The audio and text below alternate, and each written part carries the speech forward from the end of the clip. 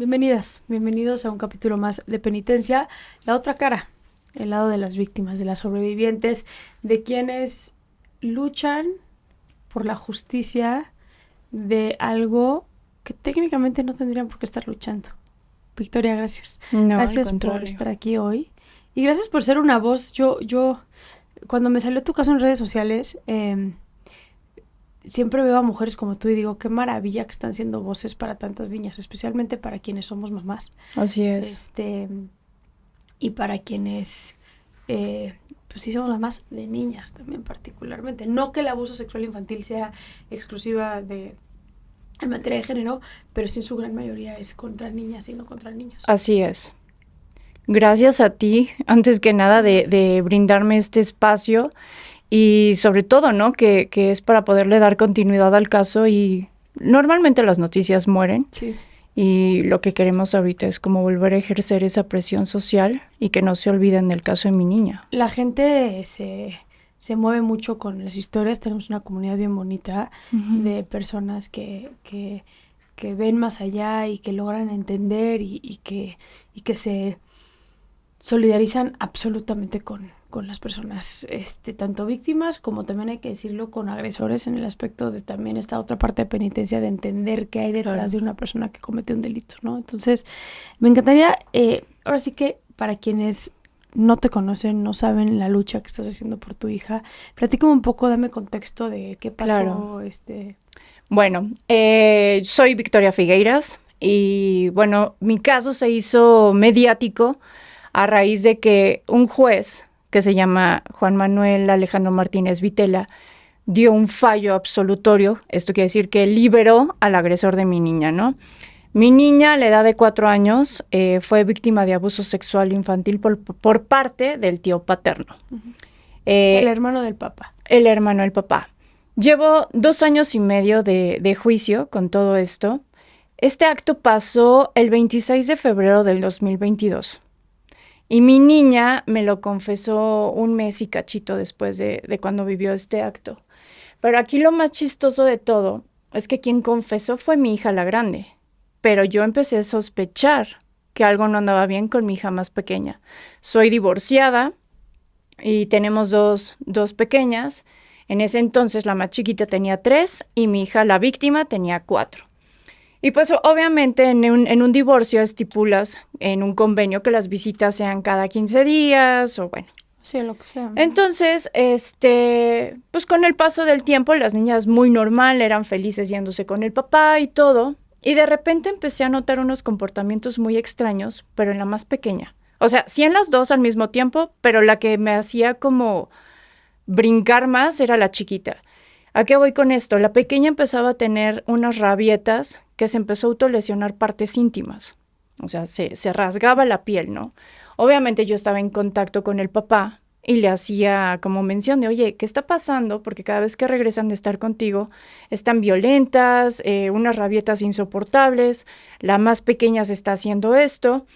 Y a la par, mi otra hija, la más grande, pues una ocasión bañándose, ella con un juguetito se empezó a dar besos en su zona íntima y me sacó de onda, ¿no? Porque dije, ¿qué estás haciendo, mi amor? Ajá, ¿no? Y yo dije, exacto, ¿de dónde está viendo eso?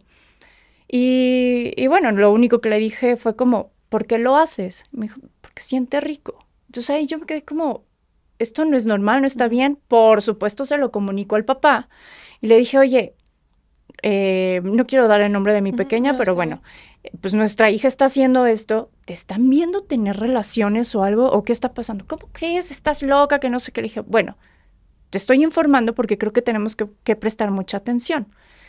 Al poco tiempo, igual bañándolas, las estoy secando y les estoy poniendo crema corporal y a la pequeña, a la más chiquita, le sentí costras en las piernitas. Dije, bueno, otra vez se está lastimando o algo y se dejó costras, ¿no? Entonces le dije, ¿qué pasó, mi amor? ¿Te estás lastimando otra vez? Y se quedó callada. Y mi hija, la más grande, le dijo al oído, ya dile quién es. Y ahí fue cuando dije, ¿cómo que quién es? Dijo, es que mi tío Alejandro le aprieta las piernitas. Entonces le pregunto a la chiquita, ¿y qué pasa, mi amor? ¿Te lastima cuando te aprieta las piernitas? Dice, poquito. Yo todavía ahí pensé que era como cuando te da ansiedad la piernita de un bebé gordito que dices, ay, no, que hasta te dan ganas como de morderlo. Entonces le pregunto a la grande, ¿y a ti, mi amor, el tío Alejandro te aprieta las piernitas? No, a mí solo me toca la vagina. Así te lo suelto. Así, tal cual. Obviamente yo siempre les enseñé las partes del cuerpo por su nombre, como son, ¿no? No, y qué importante, digo, ahorita vamos a hablar más de ese tema, Victoria, pero qué importante es generar el espacio. O sea, lo que tú estás contando conlleva de un trabajo brutal con nuestras hijas de comunicación y, o sea, yo pensaba en esa escena donde tu hija se está en la regadera y te dice, me estoy dando besitos o se siente rico además, el que tú no hayas actuado, niña cochina, exactamente, oye, eso no se hace regañándola, o sea, porque eso conlleva de un control tuyo muy cañón. Es una alerta. Pero lo tenemos que vivir desde ese lugar. Y así es. Nosotros en Reinserta, que trabajamos con niños sobrevivientes de violencia sexual, es durísimo. La gran mayoría de las mamás, pues, como son temas tan tabúes, exacto, hasta decirle vagina a la vagina, es como, no, sí, eso no, así y vamos a darle carpetazo a este tema y no vamos a hablar así del tema. Lo único que generas es que tus hijas digan, no, pues, claramente no puedo hablar de esto con mi mamá. Claro. Entonces, digo, eso sí quiero hacer un gran paréntesis porque reconocerte el que tú hayas generado ese ambiente para que tus hijas pudieran gritar auxilio, ¿no? Claro, y más como iban a estar ellas, pues con su papá, y de alguna manera son dos niñas, que yo no sé quién las va a llevar a un baño público después y todo eso, dije, o sea, nadie toca, tú no tocas, esto se llaman senos, vagina, pompas, todo. Siempre fui como muy abierta en ese sentido. Y bueno, retomando el tema, cuando le pregunté a mi hija, ¿qué fue lo que te hizo? Y que dijo, me tocó la vagina. En ese momento, obvio, me quedé en shock. Lo primero que pensé fue agarra tu teléfono y graba esta conversación. Entonces lo puse arriba de un mueble, estábamos en su recámara, y le empiezo a preguntar, ¿me puedes? Obviamente yo ya estaba ahí, no, sientes sí que la sangre te... Puedo admitir que hice la pregunta más absurda y patética para un niño es ¿por qué lo hizo? ¿No? Pero estás en shock que no sabes. Somos humanos también. Y ella tampoco sabe, es como, pues, ni idea qué está pasando, ¿no? Claro. Pero bueno, al final de cuentas yo creo que ella sabía que algo estaba mal y eran esos gritos de ayuda que me estaban dando esas alertas de algo está pasando, ¿no? Entonces grabo la conversación, le pregunto otra vez, ¿qué fue lo que te hizo tu tío Alejandro? Ah, sí, me tocó la vagina. Ok, ¿en dónde estabas? En casa de mi tío Alejandro. La niña empezó a recordar que traía una pijama rayada, que era un mameluco, que tenía un monstruito en la parte de en medio. Me dijo que era de noche, por eso traía pijama. Y le pregunté, oye, mi amor, ¿y volviste a estar en casa de tu tío Alejandro después de esto que pasó? Me dijo, no. Esto fue en abril del 2022 cuando ella me lo confiesa. Entonces, cuando yo le marco al papá, lo primero que le digo, le marqué por teléfono, le dije, ¿cuándo fue la última vez que estuvieron en casa de tu hermano las niñas y tú? Me dijo, finales de febrero. ¿Por qué? Checa lo que te voy a mandar por WhatsApp. Le mandé el video. Entonces se queda como helado y me dice, ¿qué es esto? ¿Qué está pasando? Le dije, pues esto pasó bajo tu cargo porque dice nuestra hija que fue cuando tú las llevaste a casa del tío Alejandro. Entonces le dije, por favor, vienes en este momento, necesito que vengas a hablar con ella, porque ¿quién mejor que tú que vas a saber qué día fue exactamente cuando sucedió esto?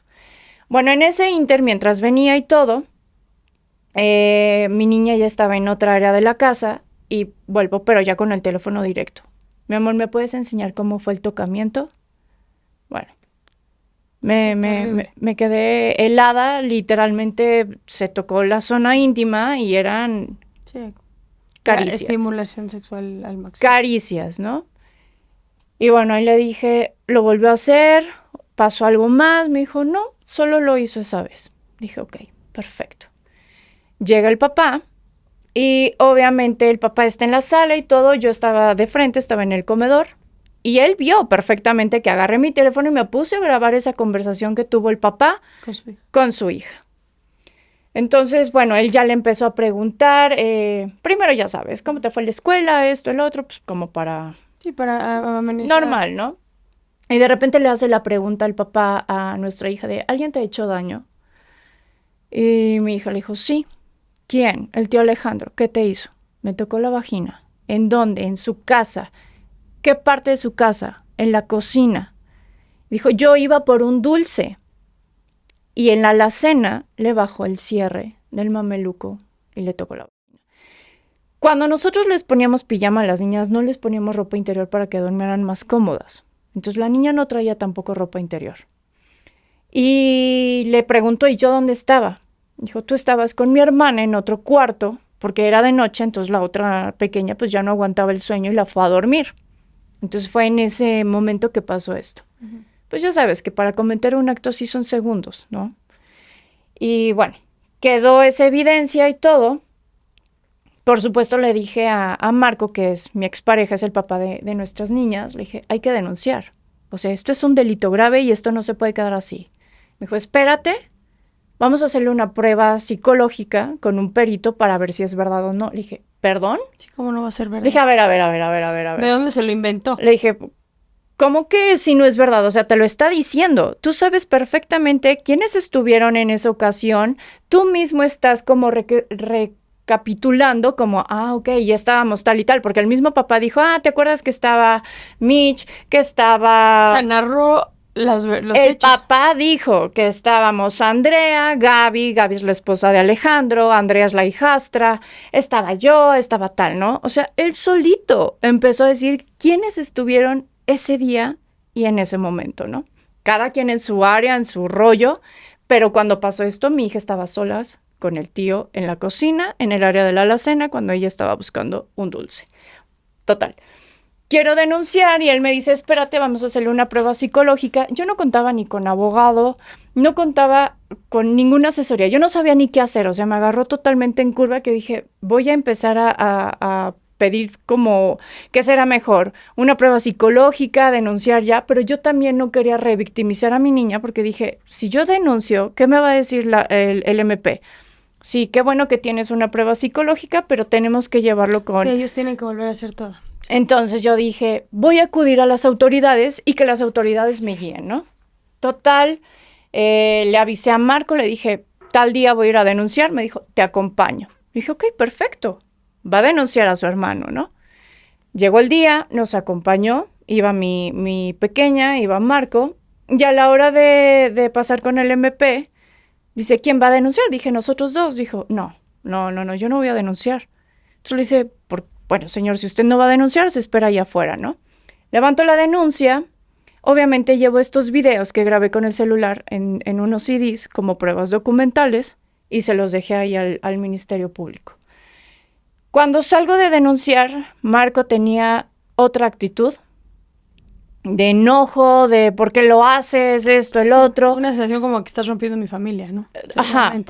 Y me dijo, quiero que me des el número económico. El número económico es el número de carpeta. Le dije, ¿para qué quieres el número si no quisiste denunciar?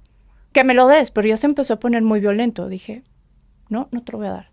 Y ahí obviamente yo me prendí y dije... Sí, este güey ya se está echando para atrás. Dije, no, este señor no va a estar del lado de mi hija porque está enojado de lo que acabo de hacer, que fue denunciar al que abusó de mi niña, ¿no? Pasó. Como al mes, más o menos... checando la carpeta de investigación, le dan cita a mi hija con un perito que es en Cuautitlán Izcalli, que se llama Tania. Mi hija habló, por supuesto salía que era víctima de abuso sexual infantil. Cuando voy a checar la carpeta, si ya estaba esa prueba integrada, me voy dando cuenta que se pronunció como el padre de la víctima, Marco. Pudo indagar en la carpeta. ¿Quién le dio acceso? Para saber, ¿no? En ese momento estaba Selene Jiménez y Mónica Hidalgo en Ampevis y Atizapán. Entonces, estas mujeres ya empezaron a hacer ahí como actos de corrupción o todo eso, porque Marco no debió de haber tenido el acceso a la carpeta ni por error. Para esto me doy cuenta que quitaron mis pruebas, los CDs, los videos los quitaron. Obviamente los volví a integrar después. Y mientras él podía estar indagando, él empezó a solicitarle pruebas psicológicas a la niña. O sea... Marco. revictimizando a su hija. Entonces, la niña ya había hablado con Tania, ya había dado un video delante del Ministerio Público en donde incluso confiesa que en ese momento ella acudió con la esposa de Alejandro para contarle lo que había hecho. O sea, yo me enteré cuando la niña declara con el Ministerio Público porque le preguntaron, ¿le dijiste a alguien? ¿Le dijiste a papá? Y dijo, no, no le dije a papá porque es su hermano. O sea, todavía mi hija hasta defendía al papá. Dijeron, ¿y le dijiste a alguien más? A Gaby. ¿Y quién es Gaby? Pues la esposa de Alejandro. Y ahí fue cuando dije, Dios mío, o sea, ¿qué onda? ¿Y qué te dijo Gaby? Nada. Obviamente hizo caso omiso, ¿no? Pues es la mujer. Pasó. Y yo dije, bueno, ya está la declaración, ya está la prueba psicológica, pues yo creo que con eso ya se puede pedir una orden de aprehensión. Pues no.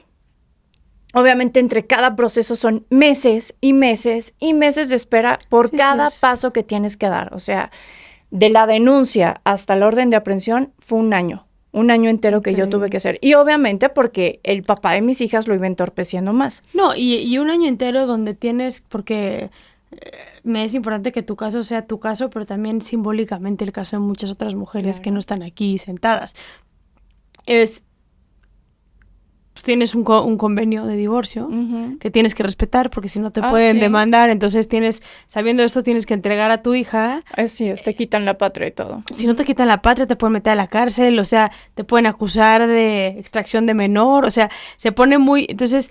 Sí. Nosotros tuvimos un caso de una niña con autismo que su papá la violó y tenía autismo la niña y estuvo en lo que duraba todo este tiempo teniendo que entregarle la niña al papá porque en lo que avanzaba la demanda también por lo familiar. Es brutal. Yo también es de traigo... no creerse... Es que ahí te va, porque obviamente yo ya traía también tema familiar, porque el papá no cumplía con sus obligaciones, ni alimentos, ni escuela, ni vivienda, nada. Entonces era por acá civil, por acá penal, y no bastó con eso. Marco me denuncia a mí, porque todas las pruebas que yo le decía, ve las rabietas que hacen tus hijas cuando yo le mandaba los videos diciendo, Marco, ¿qué está pasando? Ve cómo se comportan. ¿Qué está pasando cuando se van contigo? Esos videos que yo le mandaba los usó en mi contra para denunciarme de violencia familiar. Y todavía me demandó para quitarme la patria. O sea, además de que esto pasó bajo su cargo, me las quería quitar. Entonces, yo tengo que decir, muchas veces son asesorados por abogados que nada más buscan más conflicto y nada más buscan... ¿Sabes? O sea, no... Creo que era más bien por el tema de vamos a causarle tanto miedo, tanta presión que ya va a desistir. Denuncia, pero pues... Que va a desistir, ¿no? Porque obviamente también los abogados son bien pillos, es otro caso más y te sales con la tuya. También los abogados, me queda clarísimo que te inventan una historieta y tú te la crees, ¿no? Porque juras y piensas que te van a salvar el pellejo. Pero bueno. No me acuerdo en qué me había quedado. Que él empezó a usar las denuncias en tu contra y te empezó a demandar, entonces sí, los videos que yo le mandaba y temas, y que duró un año.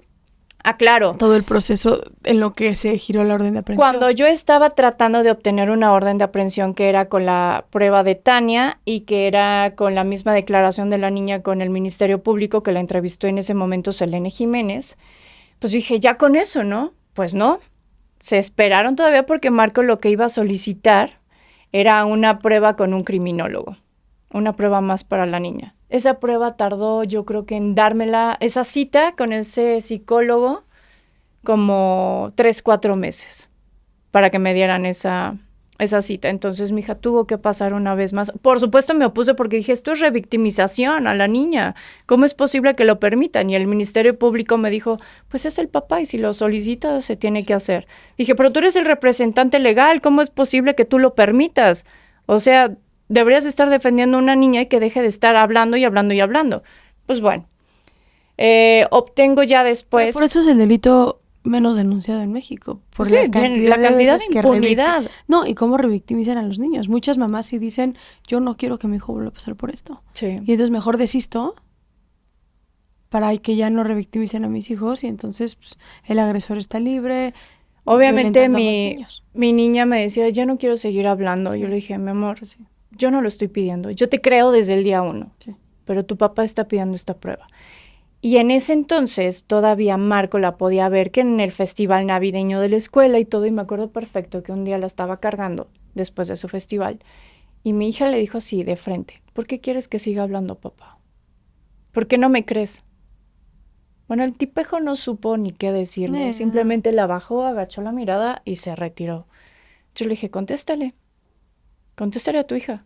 ¿Hasta cuándo va a dejar de estar hablando? ¿Hasta cuándo te vas a convencer de que lo que hizo tu hermano no está bien? Exacto. Entonces, bueno, para esto cuando ya obtengo esta prueba con ese perito criminólogo, ya era el año 2023, que eso fue en enero. En marzo, el 19 de marzo del 2023, obtengo la orden de aprehensión. El 22 de marzo lo agarran, ya del 2023. Y para esto ya ves que hay 3 audiencias en donde se vincula o no se vincula a proceso. El 26 de marzo del 2023 obtengo la vinculación a proceso y se quedó 1 mes y medio ingresado en Barrientos. Después, al mes y medio, me piden una audiencia, solicitaron una audiencia en donde querían pedir un cambio de medida cautelar para que aportara un brazalete y así llevara el juicio. Pues bueno, me llevé la grata sorpresa de que la titular de la Fiscalía de Género, la maestra Ditzia García Espinosa Los Monteros, es quien solicita esta medida cautelar. No, increíble. Entonces... Es que no puede ser, no. Obviamente en ese momento... Es un pedófilo, ¿no? Es un tema de medida cautelar. Y es un delito grave, no, ¿entiendo? Y pueden seguir, aunque tenga el brazalete, puede seguir agrediendo a más niños. Por supuesto. Y aún así se basan con que el nuevo Código Penal, que ahorita todos los delitos pueden aportar un brazalete, pero dije, a ver, en ese momento todavía no estaba ese código ni nada, y estás hablando de un delito grave, estás hablando de una niña, sí. ¿No? Fui a buscar hasta Toluca a la maestra Dilcia, al cual nunca me recibió, nunca me dio la cara. Por supuesto hubo un acto de corrupción brutal porque fue en cuestión de 2 días que ya estaba la firma de esa maestra, ¿no? De la maestra Dilcia. En ese momento yo cerré primero la Jiménez Cantú, en el Estado de México, cuando le dan el brazalete. La calle. La calle. Y bueno, sí se hizo un poco mediático, no como este último que fue de Periférico. Ahí obviamente obtuve una mesa de diálogo en donde yo pude pues comprobar, ¿no? Todas las cosas que me estaban haciendo chuecas en la carpeta de investigación. Y bueno, a final de cuentas me habían dicho las autoridades de que no vamos a permitir más actos de corrupción, ni tráfico de influencias, ni nada de eso. Pasó. El señor llevaba su juicio con brazalete en el cual me lo encontré. Incluso vivíamos a menos de 4 kilómetros de distancia. Yo estaba en Costco con mis hijas y me lo encontré también al tipo. No, increíble. Yo traía un botón de pánico, el cual no sirvió para nada. 40 minutos después llegó la policía. Entonces dije, esto no sirve para nada. O sea, un balazo, cualquier cosa te llega más rápido que la policía, ¿no? Ok.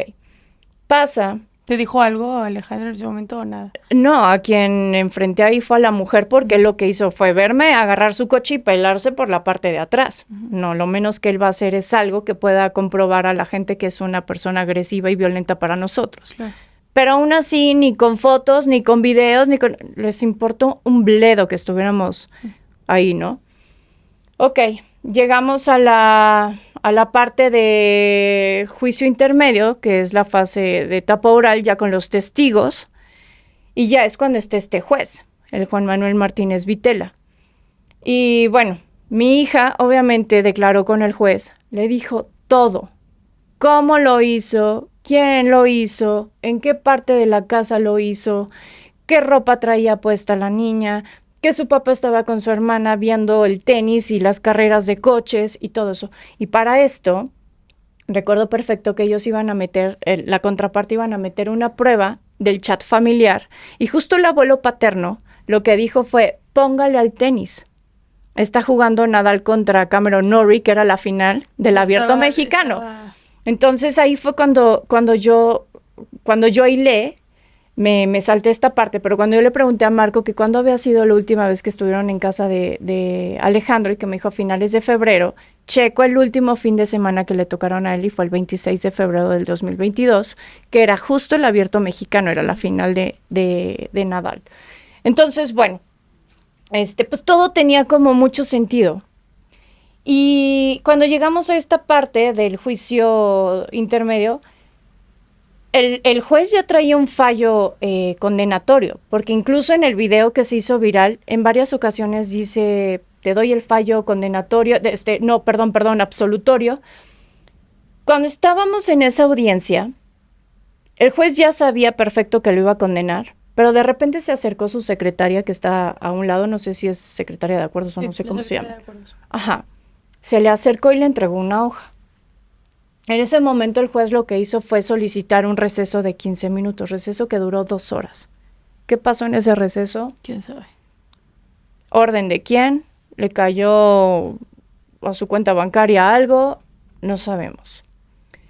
Pero lo que sí te puedo decir es que en ese momento él ya no sabía ni qué decir, o sea, balbuceaba, empezaba a decir, pues sí, efectivamente la niña recibió tocamientos, pero bueno, pues como la niña no supo decir ni la hora exacta, ni el día exacto, ni la dirección de casa del tío, pues culpable la niña. Sí. Por no saber eso, y tú muy bien por haberlo hecho con una niña de 4 años que su no mentalidad cognitiva, tiempo. pues obviamente no va a saber. No existe el tiempo para esos niños. Es más, ahorita mi hija tiene 7 años y te puedo decir que bueno, y aún así sabe que a lo mejor hoy es lunes, martes, miércoles, ¿no? Hasta ahí. Pero sabe porque va a la escuela, porque claro. tiene ciertas actividades, no porque no sabe la hora, no sabe direcciones de ahorita. Y tampoco todavía. le puedes decir, o sea, te lo digo porque mi hija también tiene esa edad, ¿no? Si tú le dices, o sea, si hoy miércoles le dices el viernes, ¿cuánto falta? O sea, a mí dame números, 1, 2, 3 días y yo ya voy contando, o sea, no tienen sentido de... A mí mi hija me pregunta mucho, por ejemplo, si ahorita estuviera en la escuela, si un sábado un amigo, ¿qué estaría haciendo? Te digo, mira, son las 11:30, ahorita estarías en arte. Ahorita estarías en educación física. O sea, es la manera en la cual no... Por ejemplo, ahorita que le dije a mi hija, te voy a dejar ahorita un ratito con tu abuela, yo voy a una cita. ¿Cuánto falta? 1 hora. Ok. Pasan 2 minutos. Sí. Ya pasó 1 hora, ya esto, o sea, no saben obviamente de ese tipo de cosas. Pero bueno, retomando el tema, ¿sabes qué es lo más alarmante aquí de todo esto? Es que toda la familia paterna, toda, se inclinaron por el agresor y le dieron la espalda a mi niña. No, pues a pesar de todas las pruebas que estuvieron ahí, a mí se la pasaron amenazándome e insultándome afuera en los pasillos de los juzgados. Los abuelos, que yo decía, ¿cómo es posible que pongan en duda la palabra de una niña, no? Y sobre todo que ellos mismos en el chat familiar pudieron corroborar que estaba el tenis, que lo dijo el abuelo. ¿Sabías que en México el 74% de los casos de violencia sexual son por alguien en la familia? Sí, y por el núcleo familiar. El 99% de los casos no se denuncian. Y en su gran mayoría es por lo mismo. Porque hay miedo de la ruptura familiar, hay miedo de confrontar. Porque, a ver, aquí hay que tratemos de verlo, yo sé que es difícil, pero tratemos de verlo desde afuera. O sea, le estás pidiendo a un hermano que le deje de hablar a su hermano. Le estás pidiendo a un papá que le retire de hablar a su hijo. Claro. Le estás pidiendo a una esposa que tome cartas en el asunto respecto a que tiene un esposo pedófilo. Así es. O sea, es la ruptura absoluta de una familia y entonces lo primero que pasa en la cabeza es cómo salvaguardamos esto. Y que entonces, se quede en el secreto familiar. O no nada más eso, pero hay una serie ahorita muy interesante en Netflix que no tiene que ver con pedofilia, tiene que ver con un homicidio, pero justo entrevistan a la familia del agresor y la hermana del agresor que mató a su esposa te va contando cómo fue ella viviendo. El primero decir, mi hermano no mató a su esposa. No hay manera que mi hermano haya matado a su esposa. Y luego conforme iba avanzando el juicio, cómo fue para ella todo el proceso que duró meses, el tener que asimilar, mi hermano es un asesino. Sí, está grueso. Y es grueso, porque es tu hermano. Está grueso. Y entonces aquí lo que pasa muchas veces, también por lo que implica es, mejor vamos a convencernos entre todos que Victoria está loca. Exacto, se lo inventó todo, claro, porque seguro está resentida, porque está... Por lo que quieras, porque la pensión, porque está resentida, porque quiere regresar, porque está loca. Sí, seguro. O sea, lo que hacen es encuentran excusas para justificarse a sí mismos y entonces descartar, ya no nos tenemos que separar, ya no tenemos que aislar, ya no tenemos que tener un hermano o un hijo en prisión. O sea, es que implica todo una cuestión... Pero, o sea, entiendo, es tu hermano. Pero es tu hija. No, pero es que... O sea, pero para nosotros mamás es no-brainers. Para nosotros como mamás es no-brainers. Pero lo mismo estás hablando con tu ex-suegra, por ejemplo. Es su hijo. Yo sé. O sea, es durísimo el ver a tu hijo y decir, mi hijo es un pedófilo. Claro. O sea, es asimilar. Y además, seguro... Que no lo justifica, ¿eh? No. Pero creo que hay que desmenuzarlo así, porque si vemos las cifras, hay que entender. O sea, la gran mayoría de las mamás, su hija le dice, papá me hizo esto, o el abuelo me hizo esto, o el tío. No es cierto. Bueno, el papá lo primero que me dijo fue que no salga de aquí, que Sí, nadie que- se entere. Le dije, imagínate. espérame tantito. No. Es que Ya sabe la directora, ya saben las maestras, ya todo esto. ¿Por qué? Porque vamos a la par y yo necesito saber si mi aquí hija tenemos que empieza a accionar. decir más cosas. Y dos, tu hermano entra a este mismo colegio porque aquí va la hijastra, ¿no? Entonces yo dije, por supuesto que van a estar enteradas. ¿Por qué? Porque este caso a mí me importa tanto que es mi hija y yo no voy a permitir que tu hermano se le acerque a mi hija. No, y ¿sabes qué? Las consecuencias, que ese es otro tema completamente distinto, es las consecuencias de quienes somos sobrevivientes de violencia sexual en la infancia Sí. son de por vida. Y entonces o accionas desde ese momento y tratas de ayudar a tu hija. Es correcto. No nada más en lo legal, en todos Todos los los- aspectos Es correcto. y inmediato, no mañana. No cuando Alejandro esté en la cárcel, tu hija ya va a estar bien. No, aquí es Abarcar tenemos todo. y los maestros, Así y es. los psicólogos, y la familia, y todos tenemos que estar hands-on en esto. Y justo era lo que yo quería, o sea, fue como te lo estoy informando a ti porque eres el papá. Y yo pensé que a lo mejor hasta los abuelos iban a acudir a mí para decir, a ver qué está pasando, Claro. ¿no? Y no, al contrario, fue ese giro radical de que no, aquí no pasó nada, estás loca, seguro quieres dinero, porque empezaron a inventarse que yo estaba extorsionando. Y yo, a mí compruébame.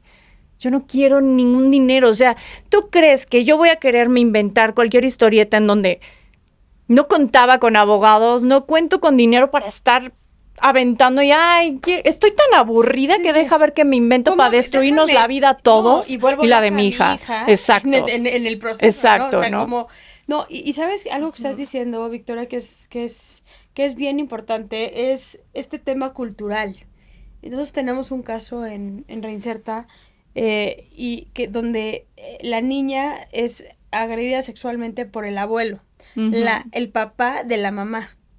Y entonces lo que hace la niña es que le dice a la abuela. Y la abuela se volteó y le dijo, esas cosas no se cuentan, esas cosas se callan. Y le dijo a la mamá, o metes en regla a tu hija, Dios mío, no, no. Porque si yo lo tuve que tolerar y tú lo tuviste que tolerar, tu hija también tiene que tolerar. Y un poco como es nuestro rol como mujeres, satisfacer las necesidades de nuestros hombres. No puedo. No, así, porque también, y a ver, una vez más, salgámonos de lo personal. Claro, nuestras abuelas. Yo también viví violencia sexual En la- infantil y obviamente todos eran como que Seis de callar cada 10 y... mujeres en México antes de los 15 años. O sea, Así aquí es. esto Yo a los es 5 años por de edad. boleto. Está muy cabrón. Y hablé hasta los 15. Ujú. Y hablé hasta los 15 y a pesar no de es eso, fácil. ¿qué hizo la familia? Nada. Pero también porque la educación, por eso hice mucho énfasis, también en la educación que tú le estás dando a tus hijas. Claro. Que es importantísimo porque realmente nuestras abuelas Sí. educaron a nuestras mamás a esas cosas no se dicen. Esas cosas no se hablan, Pero esas tampoco cosas... los evitan, tampoco hay una consencia para el que se atrevió a tocar a un No, niño. porque hay una Entonces, sumisión, hay una sí, yo cultura lo sé. sumisa. ¿Cómo me le voy a poner Yes. al tiro a el patriarca de la familia? Exacto. ¿Cómo me le voy a poner al tiro a quien paga las cuentas, a quien Así paga la es. renta, a quien paga la escuela de mis hijos? O sea, las consecuencias de la cultura machista. El otro día alguien me escribió y tiene toda la razón. Dice, en México el patriarcado está sostenido Sí. por el machismo El macho. de mujeres que toleran y aceptan muchas veces las conductas patriarcales y machistas de los hombres. Está terrible. Y hay que decirlo no para juzgar, porque no juzgaría ni a Gaby, ¿sabes? O sea, ni a tu ex-suegra, ni nada. Es nada más pongámosle nombre para que lo podamos empezar a desbaratar y podemos Claro. concientizar. Que nos están escuchando. ¿Quién es esa mamá que no le creyó a su hija? Claro. ¿Quién es esa mamá que puede concientizar que su mamá la educó de tal manera que ella no pudo contar su historia? Claro. Así es. Pero que sí hoy es mamá de una niña y que le puede transmitir a su hija que a ella sí le puede contar su historia. Por supuesto. ¿no? O sea, es como rompemos esos... Justo eso. Y además, cuando a mí me dijo Marco que no salga de aquí, dije, me voy a encargar que todo mundo sepa con nombre y apellido. quién es el pedófilo que al rato puede ir a tocar a otro niño más. Entonces, mi responsabilidad como ciudadana, como parte de esta sociedad, es alertar a la gente. Hay un pedófilo afuera. Entonces, si ya la familia quiso aceptar eso y todo, pues yo no. Yo en ningún momento voy a permitir que mi hija vuelva a estar cerca de esta persona. Y si algo yo le prometí a mi niña, bueno, antes que nada, sí le dije a mi hija, fuiste muy valiente, gracias por acudir a mí, gracias por confiar en mí, y yo no te voy a defraudar, yo no te voy a fallar. Y si tú me tienes esa confianza es porque estoy haciendo lo correcto, te estoy enseñando que nadie toca, tú no tocas, y que sentiste miedo, porque obviamente ella tiene ese temor, pero sí quiero que crezca sintiéndose orgullosa de alguna manera de que alzar la voz pudo prevenir que otros niños más vivieran Sin este duda. tipo de abuso sexual. Y sobre todo que, pues bueno, sí, no lo va a olvidar jamás, va a tener que aprender a vivir con ello, todos, porque creo que esto es como un cáncer, esto realmente afecta a toda la familia, a todos. Si me preguntas cómo está la niña en ese sentido, está bien porque no está consciente realmente de la magnitud del problema.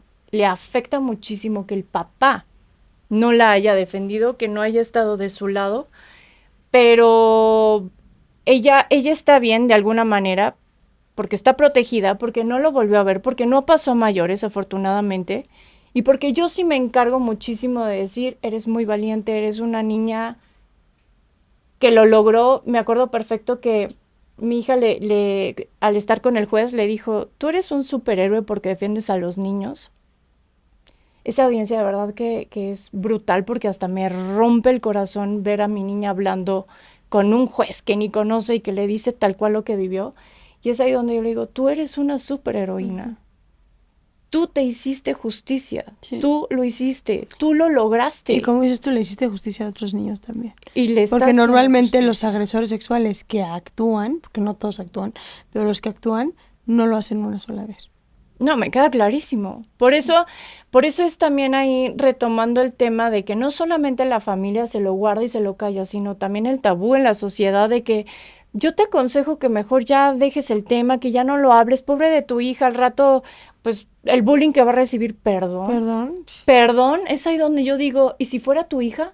¿Si fuera tu hijo? No, si vieras el trauma que va a vivir si no hacemos nada al respecto. Exactamente. Y si ves que las autoridades les vales un reverendo pepino, tu hijo le vale un reverendo pepino, quiero ver si tú no vas a querer gritar y alzar la voz. ¿Por qué? Porque no podemos permitir que este tipo de actos sigan pasando y que sean tan comunes, porque justo en el núcleo familiar es donde más pasa este tipo de cosas. Y está muy normalizado. Maestros, vecinos, entonces cuando a mí me dicen, yo si fuera tú ya no estaría como que exponiendo tanto el caso, no me voy a callar jamás, porque gracias a que una persona alzó la voz, más se están aventando y se están animando a alzar la voz, es decir, yo también estoy pasando por lo mismo. La cantidad de gente que me busca para decir, no sé qué hacer.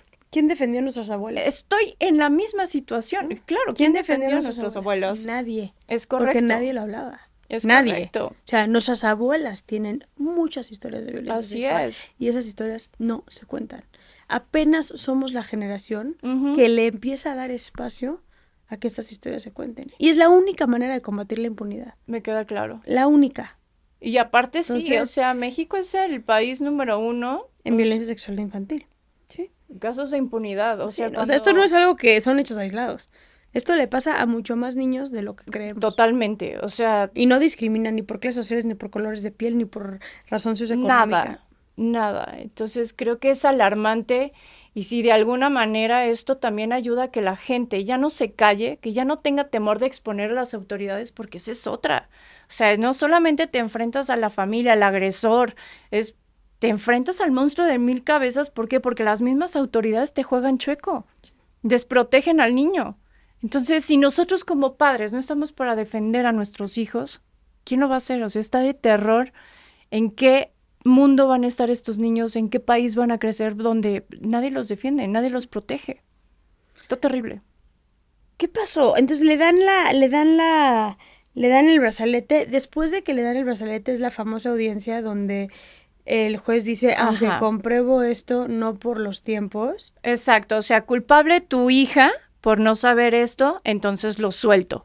Obviamente en esa audiencia se ve que yo cuestiono al juez y le dije, o sea, no le crea a mi hija. Y él incluso lo menciona, le creo en cuestión de los tocamientos. O sea, sí la tocó, pero pues tu niña no me puede comprobar el horario, la fecha exacta y la dirección. Lo suelta. Todavía él dice, pero puedes acudir a la apelación. O sea, si no me parece su resolución, puedo acudir a la apelación, lo cual lo hice.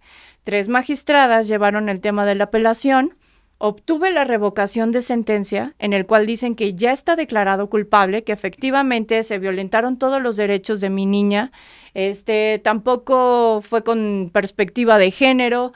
Simplemente pasó por alto, Y eso, ¿no? ayudó mucho que se viralizara, mucho. 100%. Porque en otro caso pasa eso y así se queda el caso. Totalmente. Aquí lo que ayudó fue que se cerró Periférico, que se salió en todos los medios de comunicación. Entonces, el exponer al juez, o sea, lo que fue, escucha lo que estás diciendo, ¿no? ¿Cómo te atreves todavía a culpar a una niña de 4 años? O sea, no te basta con que ya vivió un acto que ya le fracturó la infancia. Y ella tenía que ser la responsable de saber esos datos para que realmente recibiera una justicia. Es donde dices, esto es humillante, ¿no? No.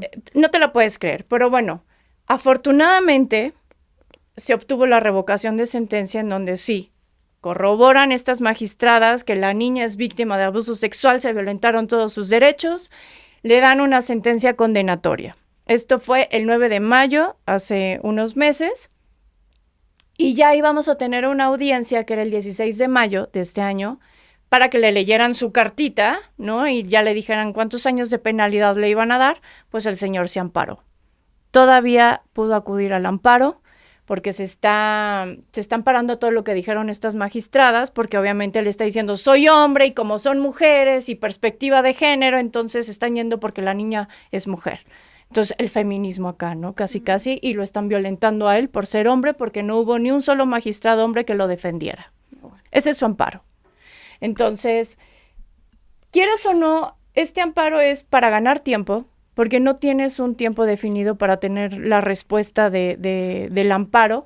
Pueden pasar de 6 meses hasta 1 año, y no solamente del amparo puede irse a una revisión, de la revisión se puede ir hasta la intercontinental, o sea, pueden hacer eterno.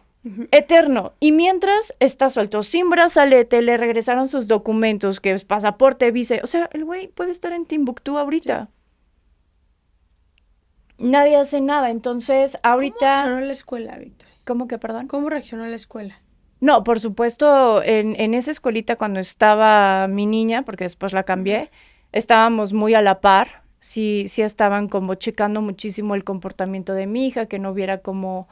Pues ya sabes, o sea, que se empiezan a aislar, que empiezan a tener como esos comportamientos que les empieza a afectar en su desarrollo, en la convivencia y todo.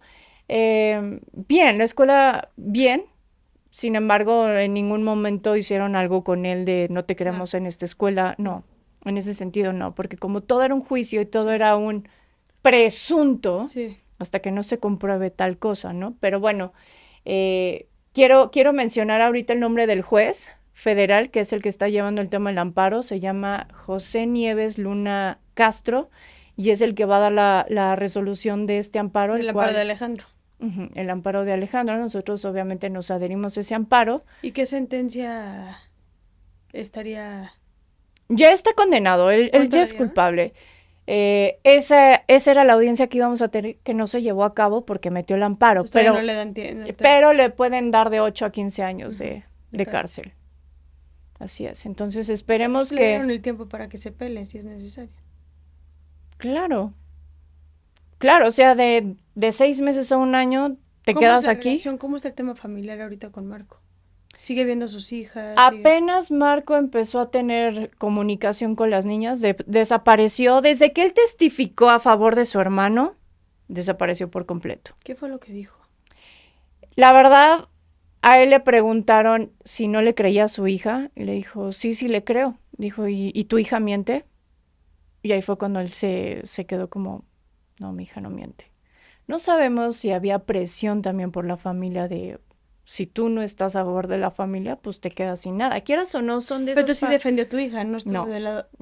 no, él testificó a favor del hermano. ¿Pero qué fue lo que dijo a favor del hermano? ¿Que tu hija estaba mintiendo? No dijo como Ajá, tal que estaba sí. mintiendo, pero que todo esto era un invento, que no había Ok. pasado. Dijeron, a ver, tú estás viendo en la Pero carpeta. también estás diciendo que tu hija no miente y que sí le crees a tu hija. Exactamente. O sea, él estaba yo creo que en un punto entre la espada y la pared, Sí, porque quieras o no la presión a lo mejor de la familia. Son de esas familias que trabajan juntos. sí. Todos comen de la misma cuenta. Entonces, pues imagínate, si tú no vas a estar a mi favor, te vas a quedar sin tu lanita, se rompe el núcleo Vínculo familiar, familiar. el vínculo, sí, todo.